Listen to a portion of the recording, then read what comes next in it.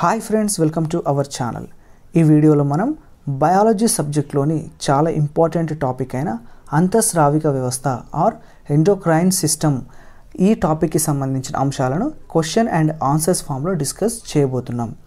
ఓకేనా ఫ్రెండ్స్? ఇక ఫ్రెండ్స్, మన ఛానల్కి సంబంధించిన యాప్లో మనం తొందరలోనే physics, chemistry, biology and science and టెక్నాలజీకి సంబంధించిన టెస్ట్ సిరీస్లను లాంచ్ చేయబోతున్నాం. ఇప్పటి వరకు మన ఛానల్ యొక్క యాప్ని డౌన్లోడ్ చేసుకునే వారు కింద డిస్క్రిప్షన్లో ఇచ్చిన లింక్ ద్వారా డౌన్లోడ్ చేసుకొని మీ ప్రిపరేషన్ కోసం ఆ సబ్జెక్ట్స్ యొక్క టెస్ట్ సిరీస్లను ప్రాపర్ వేలో యూజ్ చేసుకోవచ్చు. ఇక ఫ్రెండ్స్, ఇప్పటి వరకు మా వర్క్ని సపోర్ట్ చేస్తూ వస్తున్న సబ్స్క్రైబర్స్ అందరికీ మేము హార్ట్ఫుల్గా థ్యాంక్స్ చెప్పుకుంటున్నాం. అండ్ ఫస్ట్ టైం మా ఛానల్ని వాచ్ చేస్తున్న వారు తప్పకుండా మీరు సబ్స్క్రైబ్ చేసుకోండి. దీని ద్వారా మీకు ఎడ్యుకేషనల్కి సంబంధించిన వీడియోస్ ఏవి మేము అప్లోడ్ చేసినా కానీ వెంటనే వాటికి సంబంధించిన నోటిఫికేషన్ రావడం, మీరు కూడా వాటిని తొందరలోనే మీరు వాచ్ చేయడానికి కూడా పాసిబిలిటీ ఉంటుంది. ఇక ఫ్రెండ్స్, మనం ఈ వీడియోలోని మెయిన్ కంటెంట్లోకి వెళ్ళిపోతే అసలు అంతఃస్రావిక వ్యవస్థ అంటే ఏంటి అంటే మన బాడీలో ఉండే హార్మోన్స్ ఎలా పనిచేస్తాయి, అంటే ఆ హార్మోన్స్ని రిలీజ్ చేసే గ్రంథులు ఏంటివి, సో ఇలాంటి టాపిక్స్ అన్ని మనం డిస్కస్ చేయబోతున్నాం. ఓకేనా? దానికోసం మనం ఇప్పుడు ఫస్ట్ క్వశ్చన్ నుండి స్టార్ట్ చేద్దాం. So now we move to the first question of this video. So చూడండి, ఈ క్రింది వాక్యాలలో సరి అయిన వాటిని గుర్తించండి అని చెప్పేసి ఇక్కడ మనం క్వశ్చన్ అడగడం జరిగింది. సో దీంట్లో మనం 3 స్టేట్మెంట్స్ ఉన్నాయి, అవి చూద్దాం వన్ బై వన్గా. ఫస్ట్ వన్, శరీరంలో సమన్వయం నాడుల ద్వారా మరియు హార్మోన్స్ ద్వారా జరుగుతుంది. సమన్వయం అంటే ఒక సిగ్నల్ పాసింగ్ అని మనం ఇక్కడ అర్థం చేసుకోవచ్చు. అంటే బాడీలో మనం చేస్తున్న ప్రతి ఫంక్షన్కి ఒక సిగ్నల్ అనేది నర్వస్ సిస్టమ్ ద్వారా, నాడుల ద్వారా జరుగుతుంది అండ్ హార్మోన్స్ ద్వారా కూడా జరుగుతుంది అని ఫస్ట్ స్టేట్మెంట్ చెప్పడం జరిగింది. దేని ద్వారా? నాడుల ద్వారా, అంటే nervous system and also hormones ద్వారా. ఓకే. అండ్ సెకండ్ స్టేట్మెంట్ ఇప్పుడు చూస్తే మనం నాడుల ద్వారా జరిగే సమన్వయాన్ని, నాడుల ద్వారా అంటే నర్వస్ సిస్టమ్ ద్వారా జరిగే సమన్వయాన్ని నాడీ వ్యవస్థ అదుపు చేస్తుంది. ఓకే, మొత్తం నాడీ వ్యవస్థ, నర్వస్ సిస్టమ్ మనకు మొత్తం అదుపు చేస్తుంది. అంటే సిగ్నల్ ఎక్కడికి వెళ్ళాలంటే మన బాడీలో ఒక ఫింగర్ ఎక్కడైనా మనం నిప్పు పెట్టేనప్పుడు కాలింది అనుకోండి, దాని సెన్స్ అనేది వెంటనే మనకు నాడీ వ్యవస్థ అంటే నర్వస్ సిస్టమ్కి, మనకు బ్రెయిన్కి రీచ్ అవుతుంది. సో అలాంటి చోట్ల హార్మోన్స్తో పని ఉండదు, డైరెక్ట్ ఇక్కడ నరాల ద్వారా మెసేజ్ అనేది పాస్ అయిపోతుంది. సో అలాంటి వాటి గురించి ఇక్కడ మనం నాడుల గురించి చెప్పుకుంటున్నాం. అండ్ థర్డ్ స్టేట్మెంట్ చూస్తే హార్మోన్ల ద్వారా జరిగే సమన్వయాన్ని అంతఃస్రావిక వ్యవస్థ లేదా అంతఃస్రావిక గ్రంథులు అదుపు చేస్తాయి. సో మనకు హార్మోన్స్ కూడా మన బాడీలో ఫంక్షన్స్ అన్నీ జరగడానికి చాలా వరకు ఉపయోగపడతాయి. అవిటికి సంబంధించిన అదుపు చేసేది ఎవరు, వాటిని మానిటర్ చేసేది, కంట్రోల్ చేసేది, అవన్నీ చేసేది ఏవి అంటే గ్రంథులు. వాటిని అంతఃస్రావిక గ్రంథులు అంటారు. సో ఓవరాల్గా బాడీలో మనకు సిగ్నల్ పాస్ అవ్వడం, లేకుంటే మన బాడీలో ఏదైనా ఫంక్షన్ జరగడం, దీని అన్నిటికీ మనకు మెయిన్గా ఇక్కడ పనిచేస్తున్న 2 సిస్టమ్స్ ఏంటి? ఒకటి నర్వస్ సిస్టమ్ అండ్ ఇంకొకటి హార్మోన్ సిస్టమ్. హార్మోన్స్ని రిలీజ్ చేసేది ఏంటి? గ్రంథులు, గ్లాండ్స్. ఓకే, సో ఇక్కడ మనకు 3 స్టేట్మెంట్స్ కూడా సరి అయినవే. Okay, right. సో ఇప్పుడు మనం సెకండ్ క్వశ్చన్కి మూవ్ అయిపోదాం. సెకండ్ క్వశ్చన్ చూడండి.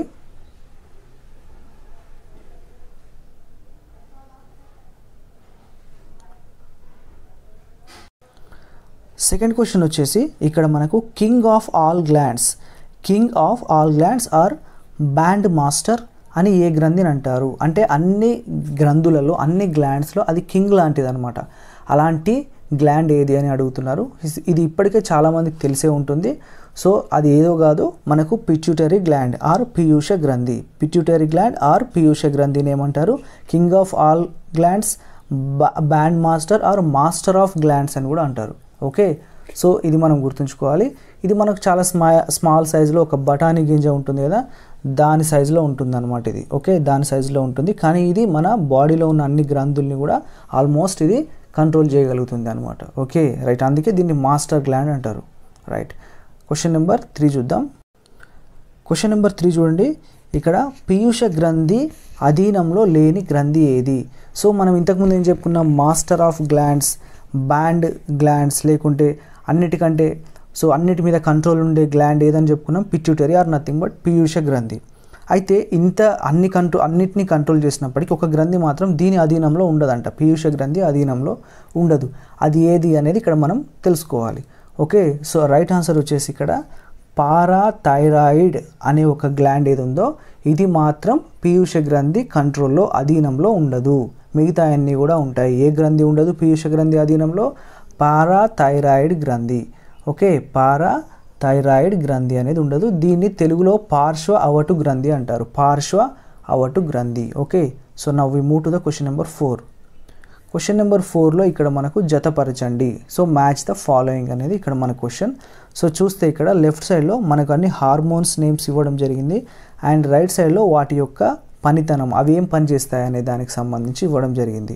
ఓకే, సో ఇప్పుడు 1 by 1గా మనం చూసేస్తే లెఫ్ట్ సైడ్లో ఫస్ట్ ఉన్నది ఏంటి అంటే somatotropin hormone and second one luteinizing hormone and third one adrenocorticotropic hormone and fourth one lactogenic hormone.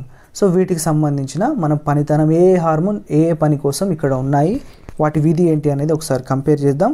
So ఫస్ట్ది సొమాటోట్రోపిన్ హార్మోన్ అనే దాని పని వచ్చేసి ఇక్కడ మనకు ఎముకలు పొడుగు కావడంలో మన బాడీలో బోన్స్ అనేది మనకు చిన్నప్పటి నుండి మనం పెరుగుతుంటే అవి కూడా హైట్ అనేది లెంత్ అనేది ఇంక్రీజ్ అవుతూ ఉంటుంది మన హైట్ని బట్టి.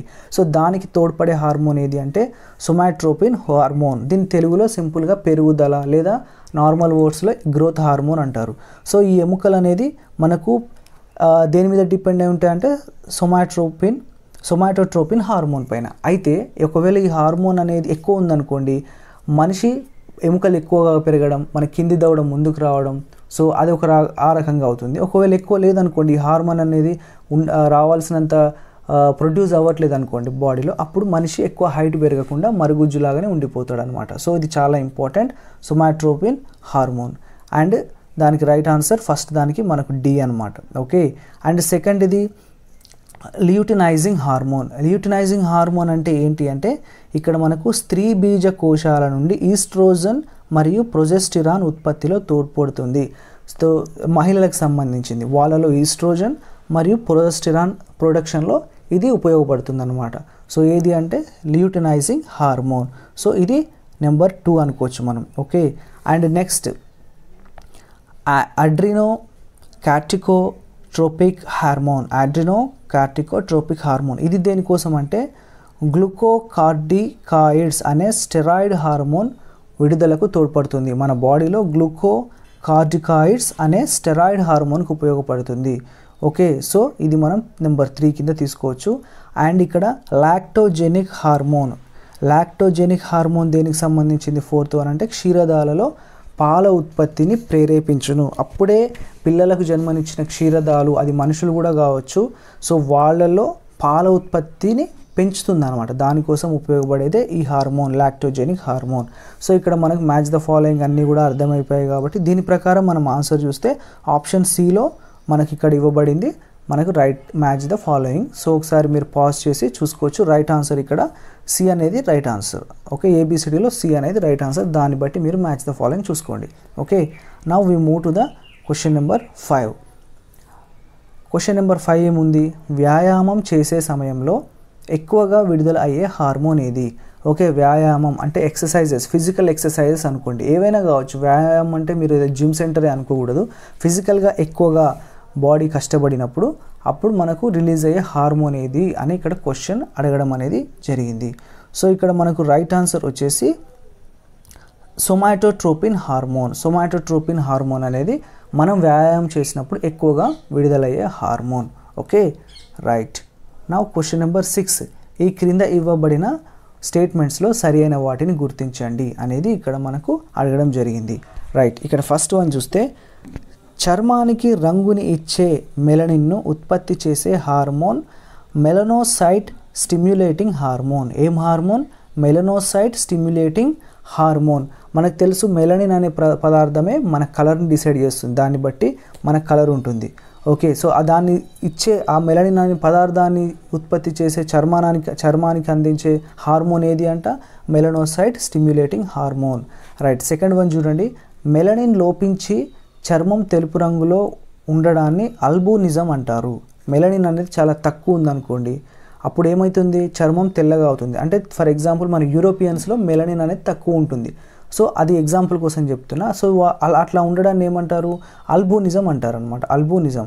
అండ్ అలాగే మెలనిన్ ఎక్కువై చర్మం నలుపు రంగులో అవుతుంది. సో ఆఫ్రికన్ పీపుల్ని చూసామనుకోండి, మెలనిన్ అనేది ఎక్కువగా ఉంటుంది కాబట్టి వాళ్ళ కలర్ అనేది బ్లాక్ ఉంటుంది. సో కలర్ అనేది డిపెండ్స్ ఆన్ ద మెలనిన్ అని మనకు తెలుసు. చాలా వరకు హార్మోన్స్లో అలా మెలనిన్ ఇచ్చే హార్మోన్ ఏది అని అంటే, మెలనిన్ ఉత్పత్తి చేసే హార్మోన్ ఏది అంటే మెలనోసైట్ స్టిమ్యులేటింగ్ హార్మోన్. సో ఇక్కడ ఇచ్చే 3 స్టేట్మెంట్స్ కూడా సరి అయినవి. ఓకే, సో 3 స్టేట్మెంట్స్ కూడా సరి అయినవే. Now we move to the question number 7. Question number 7 చూస్తే ఇక్కడ ఈ క్రింద ఇవ్వబడిన ఏ హార్మోన్ ఉత్పత్తి లోపిస్తే అధికంగా మూత్రాన్ని విసర్జించడం జరుగుతుంది. ఒక హార్మోన్ అంట మన బాడీలో తక్కువైపోయింది అనుకోండి, లేదా పూర్తిగా తగ్గిపోయింది అనుకోండి, అప్పుడు అతిమూత్ర వ్యాధి అంటే మూత్రం ఎక్కువగా విసర్జించడానికి అవకాశం ఉంటుంది. అలాంటి హార్మోన్ ఏది అని ఇక్కడ అడగడం జరిగింది.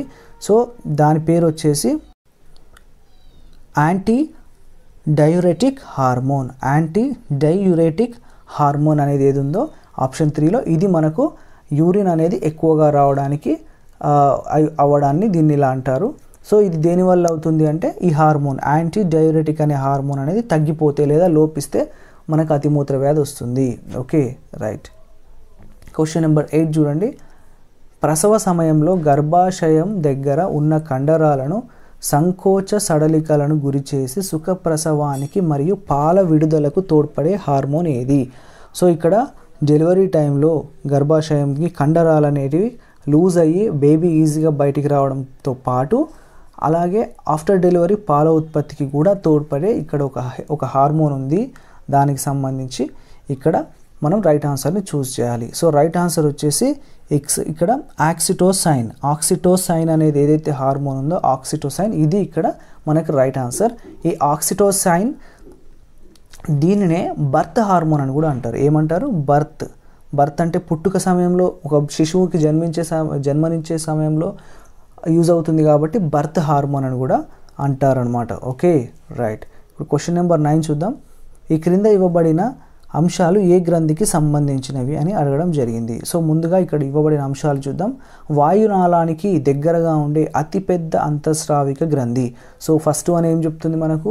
వాయునాళం అంటే మన గొంతు ఉందనుకోండి, నెక్, ఈ మధ్యలో వాయునాళం ఉంటుంది కదా. వాయు అంటే మనకు మొత్తం ఒక నాళం, ఒక పైప్ లాగా ఉంటుంది. సో దీనికి దగ్గరగా ఉంటుందంట ఆ గ్లాండ్. అండ్ సెకండ్ ఏంటంటే హెచ్ ఆకారం లేదా రెక్కలు చాచిన సీతాకోకచిలుక ఆకారంలో ఉంటుందంట. హెచ్ ఆల్ఫాబెట్స్లో హెచ్ షేప్లో ఉంటుందంట, లేదా రెక్కలు విప్పిన సీతాకోకచిలుక ఆకారంలో ఉండే గ్రంథి ఏది? అండ్ అలాగే థైరాక్సిన్ అండ్ కాల్సిటోలిన్ అనే హార్మోన్లను కూడా ఉత్పత్తి చేస్తుందంట ఈ గ్రంథి. ఏమేమి ఉత్పత్తి చేస్తుంది? థైరాక్సిన్ మరియు కాల్సిటోలిన్ అనే హార్మోన్లను కూడా ఉత్పత్తి చేస్తుంది. మరి ఆ గ్రంథి ఏది అంటే ఇక్కడ మనకు right answer thyroid gland. Thyroid gland అనేది ఇక్కడ మనకు రైట్ ఆన్సర్. ఏ గ్లాండ్? Thyroid gland. దీన్ని మనం తెలుగులో అవటు గ్రంథి అంటారు. అవటు గ్రంథి. ఓకే, థైరాయిడ్ గ్లాండ్ ఆర్ అవటు గ్రంథి. ఓకే, గ్రంథి. Okay, now we move to the question number 10. So దీంట్లో అవటు గ్రంథి ఆర్ థైరాయిడ్ అనేది 2 హార్మోన్స్ని రిలీజ్ చేస్తుందని చెప్పాం కదా. సో ఇప్పుడు మనం దానికి సంబంధించిన క్వశ్చన్ చూద్దాం. క్వశ్చన్ నెంబర్ 10లో ఏముంది? థైరాక్సిన్ హార్మోన్ ఉత్పత్తికి అవసరమైన మూలకం ఏది? థైరాక్సిన్ అనే హార్మోన్ని రిలీజ్ చేసేది థైరాయిడ్ గ్లాండ్. మరి అలా రిలీజ్ అవ్వడానికి దానికి ఒక మూలకం కావాలి, ఒక ఎలిమెంట్. అది ఎలిమెంట్ ఏది అనేది ఇక్కడ క్వశ్చన్ అడగడం జరిగింది. డైరెక్ట్ ఆన్సర్ ఇక్కడ అయోడిన్. సో అయోడిన్ అనేది ఇక్కడ అవసరం అన్నమాట థైరాక్సిన్ అనే హార్మోన్ ఉత్పత్తి అవ్వడానికి. Okay, right. క్వశ్చన్ నెంబర్ 11 చూడండి. దేని లోపం వల్ల థైరాయిడ్ గ్రంథి వాపుకి గురి అవుతుంది? చాలామందిలో మనకు ఇది చూసే ఉంటారు మీరు. థైరాయిడ్ గ్రంథి మనకు వాయు పైపు దగ్గర, అంటే మనకు మెడ దగ్గర ఉండే పైప్ దగ్గర ఉంటుందని చెప్పుకున్నాం కదా. సో అక్కడ కొంతమందికి మెడ వాసినట్టుగా కూడా కనిపిస్తుంది మెడ కింద. సో అది దేనివల్ల అంటే థైరాయిడ్ గ్రంథి వాపు అని చెప్తుంటారు వాళ్ళు, థైరాయిడ్ ప్రాబ్లం అని. సో దేని లోపం వల్ల ఇక్కడ ఆ వాపు అనేది వస్తుంది, అది మనకు చాలా ఇంపార్టెంట్. ఓకే, సో ఇక్కడ రైట్ ఆన్సర్ వచ్చేసి ఇక్కడ మనం అయోడిన్ అనేది గుర్తుంచుకోవాలి. అయోడిన్ లోపం వల్లనే థైరాయిడ్ గ్రంథి అనేది వాస్తుంది. ఇది కూడా థైరాక్సిన్ లోపంలో ఒక భాగమే. సో మనం అయోడిన్ లేకపోవడం వల్లనే థైరాయిడ్ గ్రంథి వాపు వచ్చిందని చెప్పినప్పటికీ ఇది థైరాక్సిన్ హార్మోన్ లోపానికి కూడా దారితీస్తుంది అనమాట. అంటే థైరాక్సిన్ హార్మోన్ రిలీజ్ అవ్వాలంటే కూడా అయోడినే కావాలి. ఆ అయోడిన్ అనేది ప్రాపర్గా థైరాక్సిన్ రిలీజ్ చేయలేకపోతే ఏమవుతుంది, థైరాయిడ్ గ్రంథి వాడుతుంది. సో ఇవన్నీ ఇంటర్లింక్ అనమాట. దేనికి లింక్, థైరాక్సిన్ అనే గ్రంథికి హార్మోన్కి లింక్ ఉన్న టాపిక్ ఇది. ఓకేనా, క్లియర్ అయింది కదా. థైరాయిడ్ గ్రంథి రిలీజ్ చేసే థైరాక్సిన్ హార్మోన్ అనేది ఇక్కడ అయోడిన్ తోటి పనిచేస్తుంది. అయోడిన్ అనేది దానికి అందకపోతే థైరాయిడ్ గ్రంథి వాస్తుంది. Right, okay. సో బ్రీఫ్గా కాదు, మీరు కొంచెం కాన్సెప్ట్ అర్థం కావడానికి చెప్తున్నా, కన్ఫ్యూజ్ అవ్వకండి. అండ్ నెక్స్ట్ మనం క్వశ్చన్ నెంబర్ 12 చూస్తే, ఏ హార్మోన్ లోపించడం వల్ల పిల్లలలో బుద్ధి మాంద్యత కలుగుతుంది? బుద్ధి మాంద్యత అంటే మెంటల్గా ఎదగరు అనమాట వాళ్ళు. ఓకే, మెంటల్గా ఎదగరు. సో ఏ హార్మోన్ లోపించడం వల్ల అంటే మనకు ఇక్కడ రైట్ ఆన్సర్ వచ్చేసి థైరాక్సినే. థైరాక్సిన్. సో థైరాక్సిన్ పని చేయాలంటే ఏం కావాలి, మనకు అయోడిన్ కావాలి. సో అయోడిన్ లోపం వల్ల బుద్ధిమాన్యం కూడా పెరగదు. సో అదే అయోడిన్ లోపం వల్ల ఏమవుతుంది, థైరాయిడ్ వాపు కూడా వస్తుంది. సో ఇంత అయోడిన్ తోటి ఇంత లింక్ ఉంది కాబట్టి అయోడిన్ ఉప్పు వాడండి, అయోడిన్ ఉప్పు వాడండి అని చెప్పేసి మనకు అడ్వర్టైజ్మెంట్స్లో చెప్తుంటారు. కానీ అది కూడా అంత అడ్వర్టైజ్మెంట్ పర్పస్ తప్ప నిజానికి ఆ ఉప్పులో కూడా క్వాలిటీ లేదు, నిజమైన అయోడిన్ అనేది దాంట్లో ఉండట్లేదని కొన్ని దానిపైన క్రిటిక్స్ కూడా ఉన్నాయి. సరే, అది పక్కకు పెడితే అయోడిన్ అనేది మనకి ఇంత అవసరం అనమాట. ఓకే, సో అయోడిన్ అనేది మనకి ఇంపార్టెంట్ కాబట్టి మీరు అయోడిన్ మనకి ఏ ఫుడ్ ఐటమ్స్లో దొరుకుతుందో తెలుసుకొని అలాంటి ఫుడ్ మీరు తినాలి, మీ ఫ్యామిలీ మెంబర్స్కి అండ్ మీ ఇంట్లో పిల్లలు ఉంటే వాళ్ళకు ప్రత్యేకంగా ఫుడ్ ద్వారా తీసుకోవాలి. సాల్ట్ అనేది కాదు, ఫుడ్లో ఎక్కడ దొరుకుతుందో ఆ ద్వారా వెళ్ళడానికి మనం ప్రయత్నం చేయాలి. ఎందుకంటే సాల్ట్ అనేది అడ్వర్టైజ్మెంట్ పర్పసే తప్ప నిజంగా అయోడిన్ ఉండే క్వాలిటీ ఉప్పు ఉండట్లేదు మార్కెట్లో, అది ఏ బ్రాండ్ అయినా కానీ. ఓకేనా, రైట్. ఇప్పుడు మనం ఇక్కడ ఇంకోటి చెప్తా, పిల్లలలో ఇలా బుద్ధిమాంద్యత ఉండడాన్ని, మెంటల్గా ఎదగకపోవడాన్ని ఏమంటారంటే సైంటిఫిక్ లాంగ్వేజ్లో క్రెటినిజం. ఏమంటారు, క్రెటినిజం. Okay, right. ఇప్పుడు మనం క్వశ్చన్ నెంబర్ 13 చూద్దాం. క్వశ్చన్ నెంబర్ 13 ఏం అడుగుతున్నారంటే, క్రింది అంశాలలో ఇవి ఏ హార్మోన్కి సంబంధించిన విధులు? ఓకే, ఈ క్రింద 2 స్టేట్మెంట్స్ ఉన్నాయి, ఇవి ఏ హార్మోన్కి సంబంధించిన విధులు అని అడగడం జరిగింది. ఫస్ట్ వన్, రక్తంలోని కాల్షియం మరియు ఫాస్ఫేట్ల స్థాయిని నియంత్రిస్తుంది. సో రక్తంలో ఉండాల్సిన కాల్షియం మరియు ఫాస్ఫేట్లను ఎక్కువ తక్కువ కాకుండా ఉండాల్సినంత వాటిని రెగ్యులేట్ చేస్తుంది. అది ఏ హార్మోన్ అని. అండ్ సెకండ్, రక్తంలో అధికంగా ఉండే కాల్షియంను ఎముకలలో జమ చేస్తుంది. సో ఈ 2 విధులు నిర్వహించే హార్మోన్ ఏది అనేది ఇక్కడ మనం చూస్తే రైట్ ఆన్సర్ వచ్చేసి క్యాల్సిటోనిన్. ఓకే, ఇది ఏం చేస్తుందంటే రక్తంలో ఉన్న కాల్షియంని ఫాస్ఫేట్లను రెగ్యులేట్ చేస్తుంది. అండ్ అలాగే ఇక్కడ రక్తంలో కాల్షియం ఎక్కువైంది అనుకోండి, దాన్ని ఎముకలకు పంపించేస్తుంది అన్నమాట. ఎముకలకు దగ్గరికి పంపించేస్తే ఎముకలతో కాల్షియం అనేది అక్కడ కలిసిపోతుంది. సో ఆ హార్మోన్ ఏది అని అంటే ఇక్కడ క్యాల్సిటోనిన్. ఈ క్యాల్సిటోనిన్ అనేది దేని నుంచి వస్తుంది మనకు, మనం ఇంతకుముందు చెప్పుకున్నాం థైరాయిడ్ గ్లాండ్ లేదా అవ్వటు గ్రంథి. సో దానికి సంబంధించిందే ఈ క్యాల్సిటోనిన్ అయినా అండ్ థైరాక్సిన్ అయినా. సో ఇక్కడ మనకు right answer calcitonin. Okay, right. ఇప్పుడు మనం క్వశ్చన్ నెంబర్ 14లోకి వెళ్దాం. ఈ క్రింది అంశాలలో సరి అయిన వాక్యాలను గుర్తించండి. Okay, right. ఇక్కడ ఫస్ట్ వన్ చూడండి, రక్తంలో అధికంగా ఉండే కాల్షియంను ఎముకలలో జమ చేయడంలో క్యాల్సిటోనిన్ అనే హార్మోన్ ముఖ్యంగా పనిచేస్తుంది. ఇందాక మనం చెప్పుకున్నాం ప్రీవియస్ క్వశ్చన్లో. అండ్ సెకండ్ స్టేట్మెంట్, రక్తం కణజాలాలలో మరియు ఎముకలలో కాల్షియం స్థాయిని పారాథార్మోన్ అనే హార్మోన్ పెంచుతుంది. సో చూడండి ఇక్కడ 2 స్టేట్మెంట్స్ ఒకసారి. ఫస్ట్ చూస్తే ఏమవుతుంది, రక్తంలో ఎక్కువైన కాల్షియంని ఎముకలలో జమ చేసే పని క్యాల్సిటోనిన్ తీసుకుంటుంది. ఇంకొకటి ఏం చేస్తుంది, రక్తం కణజాలాలు మరియు ఎముకలలో కాల్షియం స్థాయి తగ్గిందనుకోండి రక్తంలో. ఓకే, అప్పుడు మళ్ళీ దాన్ని బ్యాలెన్స్ చేయడానికి పారాథార్మోన్ అనే హార్మోన్ పనిచేస్తుంది. అంటే చూడండి, రక్తంలో కాల్షియం అనేది ఎంత ఉండాలో అంతే ఉండాలి, తక్కువైన ప్రాబ్లమే ఎక్కువైన ప్రాబ్లమే. అందుకే ఎక్కువైంది అనుకోండి, ఎక్కువైన దాన్ని తీసుకెళ్ళి బొక్కలకు మన ఎముకలకు అతికించేసే పనేమో ఇక్కడ క్యాల్సిటోనిన్ చేస్తే, ఒకవేళ తక్కువైంది అనుకోండి దాన్ని ఎంతకు పెంచాలో అంతకు పెంచే పని పారాథార్మోన్ చేస్తుంది. అర్థమైంది కదా. ఇప్పుడు థర్డ్ స్టేట్మెంట్ చూస్తే, క్యాల్సిటోనిన్ మరియు పారాథార్మోన్ హార్మోన్లు ఒకదానికి మరొకటి సహకరించుకుంటూ పనిచేస్తాయి. అంటే ఒకటి పెరిగితే ఇంకొకటి పెంచుతుంది అని అర్థం కాదు. సో ఇక్కడ మనకు ఒకదానికి ఒకటి సహకరించుకుంటూ పనిచేయవు. మనం ఇండైరెక్ట్గా దీన్ని ఇంకో రకంగా చెప్పాలంటే ఒకదానికొకటి వ్యతిరేకంగా పనిచేస్తాయి అన్నమాట. అంటే ఎప్పుడైతే క్యాల్సిటోనిన్ ఉండాల్సిన కాల్షియంని తీసుకెళ్ళి పైకి పంపించేసిందో ఎక్కువైన దాన్ని ఇప్పుడు ఇక్కడ తగ్గింది అనుకోండి, ఇమ్మీడియట్గా దీనికి వ్యతిరేకంగా పారాథార్మోన్ మళ్ళీ ఇక్కడ బ్యాలెన్స్ చేయడానికి మళ్ళీ కాల్షియాన్ని ఇక్కడికి పంపిస్తుంది. సో ఇక్కడ రెండు ఒకదానికి వ్యతిరేకంగా పనిచేస్తాయి, ఒకటేమో పెంచుతుంది, ఒకటేమో తగ్గిస్తుంది అవసరాన్ని బట్టి. సో అంటే వ్యతిరేకంగా పనిచేస్తాయి అనేది రైట్ ఆన్సర్. కాబట్టి ఇక్కడ నేను ఈ స్టేట్మెంట్స్లో థర్డ్ స్టేట్మెంట్స్ తప్పు అంటున్నాను. ఒకదానికొకటి సహకరించుకో, కంప్లీట్ ఆపోజిట్. నువ్వు పెంచితే నేను తగ్గిస్తా, నువ్వు తగ్గిస్తే నేను పెంచుతా, అంటే బ్యాలెన్సింగ్ పర్పసే, మన బాడీ నార్మల్గా బ్యాలెన్సింగ్లో ఉండడానికి. సో ఇక్కడ రైట్ ఆన్సర్ వచ్చేసి ఇక్కడ మనకు 1 and 2 స్టేట్మెంట్స్ మాత్రమే సరి అయినవి. మీకు అర్థమైంది అనుకుంటున్నా ఈ రెండు హార్మోన్స్ యొక్క పని ఏంటో. రైట్, కాకపోతే మళ్ళీ ఒకసారి మీరు క్లియర్గా చదవండి, అర్థమైపోతుంది. ఇప్పుడు క్వశ్చన్ నెంబర్ 15 చూద్దాం. అధివృక్క గ్రంథి, ఏం గ్రంథి? అధివృక్క గ్రంథి.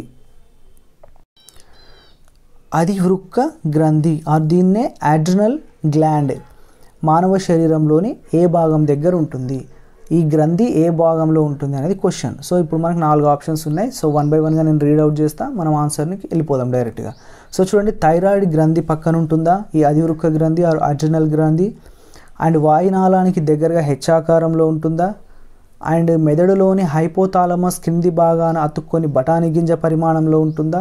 లేదా మూత్రపిండాలపై టోపీల వలె ఉంటుందా? సో మూత్రపిండాల పైన ఒక టోపీ ఆకారంలో ఉంటుందా అంటే రైట్ ఆన్సర్ 4th ఆప్షన్ ఏంటండి.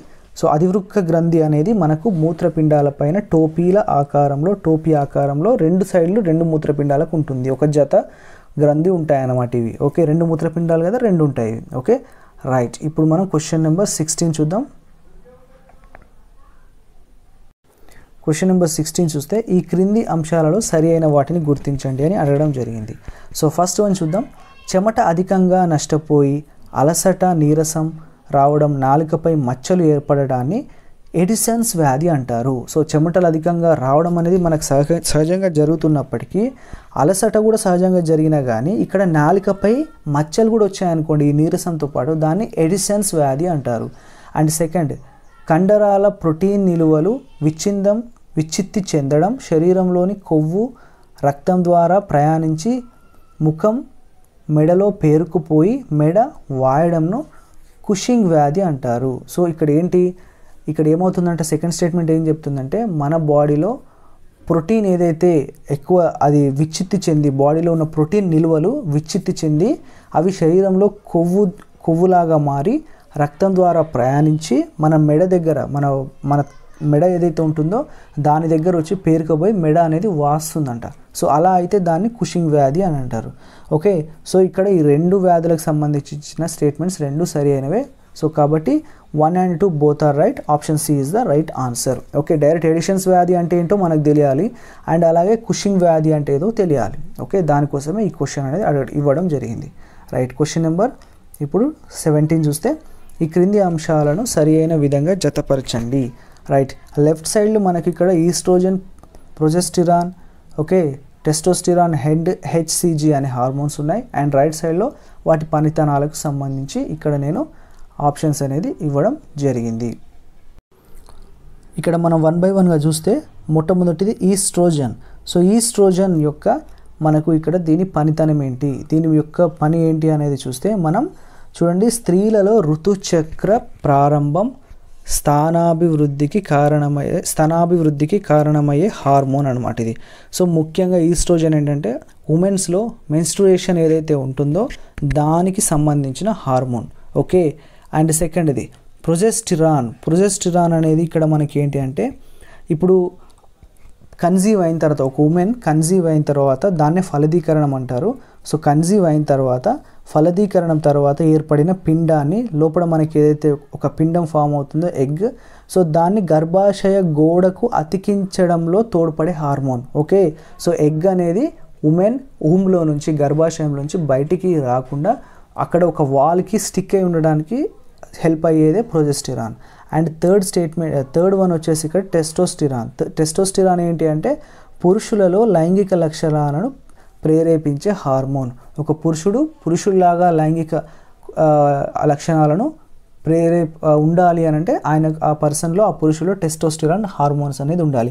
ఎప్పుడైతే ఆ టెస్టోస్టిరాన్ హార్మోన్ తక్కువ ఉంటుందో ఒక పురుషుల్లో ఆ హార్మోన్స్ అనే లక్షణాలు పురుషుడికి ఈ ఏవైతే లైంగిక లక్షణాలు ఉంటాయో తగ్గిపోతాయి అన్నమాట ఎప్పుడు టెస్టోస్టిరాన్ అనేది తక్కువైపోతాయి. అండ్ చివరిగా చూస్తే మనం హెచ్సిజీ అనేది గర్భ నిర్ధారణలో ఒక ఉమెన్ ప్రెగ్నెంట్ అయిందా లేదా అనేది తెలుసుకోవడంలో తోడ్పడుతుంది అనమాట. Okay right. సో ఇక్కడ వీటన్నిటి ప్రకారం మనం చూస్తే రైట్ ఆన్సర్ వచ్చేసి ఆప్షన్ బిలో ఉంది. సో మీరు ఒకసారి పాజ్ చేసేసి మీరు ఒకసారి చూసుకుంటే ఆప్షన్ బి ఏదైతే ఉందో ఏబిసిడీస్లో దీని ప్రకారం బిడిఏసి ఇక్కడ మీకు ఇవ్వబడిన సరి అయిన ఆన్సర్స్.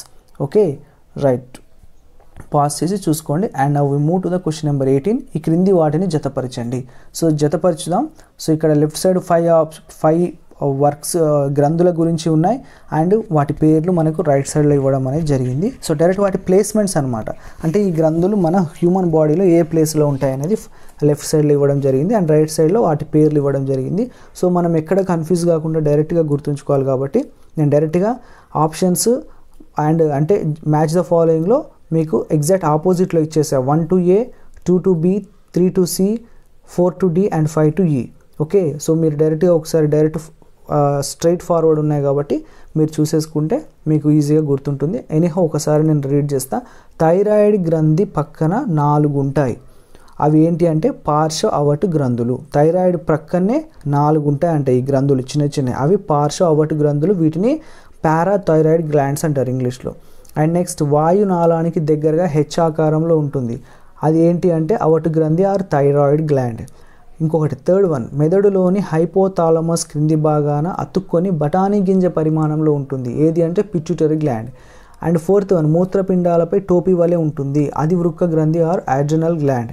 ఫిఫ్త్ వన్, ఊపిరితిత్తుల మధ్య గుండెకు దగ్గరగా ఉంటుంది. ఊపిరితిత్తుల మధ్య మరి గుండెకు దగ్గరగా ఒక గ్లాండ్ ఉంటుంది. దాన్ని ఏమంటారంటే బాలగ్రంథి or thymus gland. Okay, so ఇక్కడ మీరు కన్ఫ్యూజ్ అవ్వద్దు, అన్ని పక్క పక్కన ఆపోజిట్లోనే ఇవ్వడం జరిగింది. ఒకసారి పాజ్ చేయండి, చూసుకోండి. నెక్స్ట్ క్వశ్చన్కి వెళ్ళిపోదాం. 19th question. So 19th question ఏముంది అంటే కాలేయంలో ఉత్పత్తి అయ్యే ప్రో యాంజియోటెన్సిన్ను రక్తంలో యాంజియోటెన్సిన్గా మార్చే హార్మోన్ ఇది. సో మనకు కాలేయం లివర్లో ఉత్పత్తి అవుతుందంట. ఏంటి ప్రో యాంజియోటెన్సిన్ను రక్తంలో యాంజియోటెన్సిన్గా మారుస్తుందన్నమాట. సో అలా మార్చే హార్మోన్ ఏది అంటే రెనిన్ అనే హార్మోన్ ఆ రకంగా పనిచేస్తుంది. Okay right. అండ్ ఇప్పుడు మనం క్వశ్చన్ నెంబర్ 20 చూద్దాం.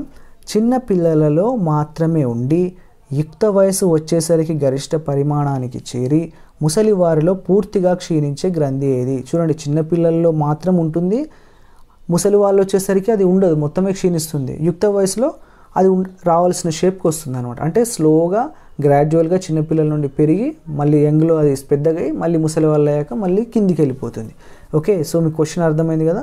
సో ఇప్పుడు ఆ గ్రంథి పేరు ఏమిటి అనేది ఇక్కడ మన క్వశ్చన్. సో అదే బాలగ్రంథి or thymus gland. Okay right. ఇప్పుడు క్వశ్చన్ నెంబర్ 21 చూద్దాం.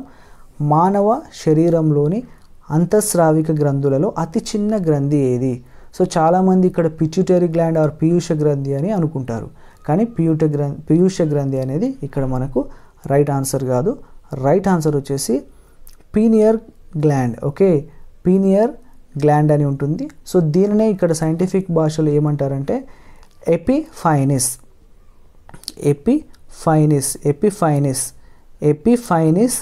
గ్రంథి, ఎపిఫైనిస్ గ్లాండ్ అంటారు. ఇది అన్నింటికంటే చాలా చిన్న గ్లాండ్ అనమాట మన బాడీలో ఉండే గ్రంథులలో. దీని తర్వాత పీయూష గ్రంథి, పిట్యూటరీ గ్లాండ్ అనేది వస్తుంది. సో రైట్ ఆన్సర్ ఏది ఇక్కడ అన్నింటికంటే చిన్న గ్లాండ్ మన బాడీలో ఉండేది పీనియర్ గ్లాండ్ ఆర్ దీన్నే సైంటిఫిక్గా ఎపిఫైనిస్ గ్లాండ్ అని అంటారు. Okay right. ఇప్పుడు క్వశ్చన్ నెంబర్ 22కి వచ్చేస్తే మనం పీయూష గ్రంథిని నియంత్రించే గ్రంథి ఏది? సో మనకేం తెలుసు, పీయూష గ్రంథి ఆర్ పిట్యూటరీ గ్లాండే బాడీలో ఉన్న అన్ని గ్లాండ్స్ని కంట్రోల్ చేస్తుంది, దాన్ని అన్నిటిని రెగ్యులేట్ చేస్తుంది, అన్నిటిని అదుపులో ఉంచుకుంటుంది అని చెప్పుకున్నాం.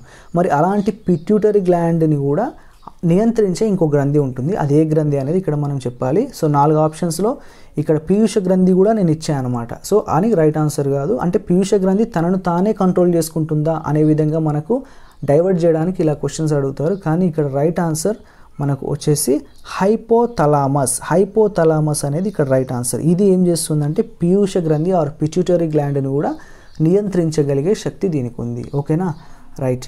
ఇక మనం 23rd క్వశ్చన్ అనేది ఒకసారి చూస్తే ఇక్కడ చూడండి, ఈ క్రింది అంశాలలో సరి అయిన వాటిని గుర్తించండి అనేది ఇక్కడ క్వశ్చన్. సో ఇక్కడ first one, glucocorticoids or cortisol హార్మోన్ను స్ట్రెస్ హార్మోన్ అని కూడా అంటారు. మీకు డైరెక్ట్ ఎలా అడుగుతారంటే స్ట్రెస్ హార్మోన్ అని కింది వాటిలో ఏది అని దేన్ని అంటారు అని అంటారు. సో రైట్ ఆన్సర్ ఏది? Glucocorticoids or cortisol hormone. అంటే ఇది స్ట్రెస్ హార్మోన్ అని ఎందుకు అంటున్నామంటే మనలో ఎప్పుడైతే మన బాడీలో మనం స్ట్రెస్కి ఫీల్ అవుతామో అలాంటప్పుడు ఇలాంటి హార్మోన్స్ రిలీజ్ అవుతాయి, అందుకే దీన్ని స్ట్రెస్ హార్మోన్ అంటారు. అండ్ నెక్స్ట్, అధివృక్క దవ్వ or adrenal medulla hormone exciting hormone or emergency hormone అని కూడా అంటారు.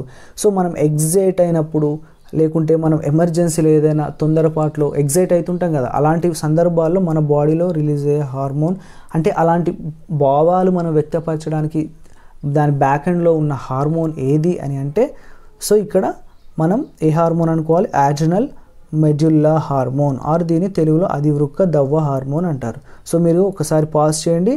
స్ట్రెస్ హార్మోన్ అంటే ఏమంటారు అనేది మీరు ఇట్లా లింక్ చేసుకోండి, అండ్ ఎగ్జైటింగ్ హార్మోన్ అంటే ఏంటి అనేది లింక్ చేసుకొని గుర్తుంచుకోవడానికి ప్రయత్నం చేయండి. సో ఇలాంటి క్వశ్చన్సే మనకి ఎగ్జామ్లో అడగడానికి ఎక్కువ ఛాన్స్ ఉంటుంది. బయాలజీలో అప్లికేషన్ ఓరియంటెడే మీకు అడుగుతారు, కానీ ఎందుకంటే బయాలజీ అనేది మనకు వాళ్ళు ఎక్కువగా డెప్త్గా చాలా స్టేట్మెంట్స్ చాలా ఇన్డెప్త్గా అడగరు, ఎందుకంటే మనం రాసేది general studies, general science base మీద మనకు ఎక్కువ కాన్సన్ట్రేషన్ అని ఉంటుంది. సో జనరల్ సైన్స్ అంటే మళ్ళీ ఇక్కడ physics, chemistry, biology, science and technology కూడా వస్తుంది కాబట్టి ఒక్క బయాలజీలోనే డెప్త్గా వెళ్ళి మిమ్మల్ని కన్ఫ్యూజ్ చేయడం అడగరు. మ్యాక్సిమం అప్లికేషన్ ఓరియంటెడ్ అడుగుతారు, కాబట్టి మీరు అప్లికేషన్గా ఏది దేనికి అనేది గుర్తుంచుకోవాలి, కానీ అది కూడా లాజికల్గా అడుగుతారు. ఓకే, సో ఇక్కడ రెండు కూడా సరి అయినవి కాబట్టి 1 and 2 రెండు కూడా సరి అయిన స్టేట్మెంట్స్. ఓకేనా ఫ్రెండ్స్? ఇది ఫ్రెండ్స్ ఈ వీడియోలో మనం డిస్కస్ చేసుకున్న అంతఃస్రావిక వ్యవస్థ అనేది. సో ఇంకా మీకు ఒక పాయింట్ చెప్పేస్తా లాస్ట్కి. అసలు ఇక్కడ మనకు ఈ గ్రంథులు అంటే ఏవైతే గ్లాండ్స్ గురించి స్టడీ ఉంటుందో దాన్ని ఏమంటారంటే ఎండోక్రైనాలజీ అంటారు. ఓకే, ఎండోక్రైనాలజీ అనేది మనకు ఈ గ్రంథుల యొక్క గ్లాండ్స్ యొక్క స్టడీ అనమాట, ఎండోక్రైనాలజీ. Okay, endocrinology, right. ఇక్కడ ఇది ఒకటి ఇంపార్టెంట్. అండ్ అలాగే హార్మోన్ అనే పదాన్ని మొట్టమొదటిసారిగా ఉపయోగించిన సైంటిస్ట్ ఎవరు అని అంటే మనకు స్టార్లింగ్. ఓకే, డార్లింగ్ కాదు, స్టార్లింగ్. ఎప్పుడు అంటే 1905లో ఇతను హార్మోన్ అని పేరు పెట్టాడు అనమాట. సో హార్మోన్ అంటే నథింగ్ బట్ ఇది ఒక కెమికల్, బాడీలో రక్తంతో పాస్ అయ్యే ఒక కెమికల్. మన సిగ్నల్స్ని హార్మోన్స్ తీసుకెళ్తూ ఉంటుంది. మనకు ఏదైతే గ్రంథులు ఇస్తుంటాయి, గ్లాండ్స్ ఇస్తున్న అది ఇన్స్ట్రక్షన్స్ని బట్టి అది మెసేజ్ని తీసుకొని వెళ్తుంది హార్మోన్ అనేది. Okay, that's it friends, all about in this video. I hope you understood the good concepts about the glands and also hormones. Okay, మళ్ళీ నెక్స్ట్ వీడియోలో కలుద్దాం. Thanks for watching the inter video. All the best.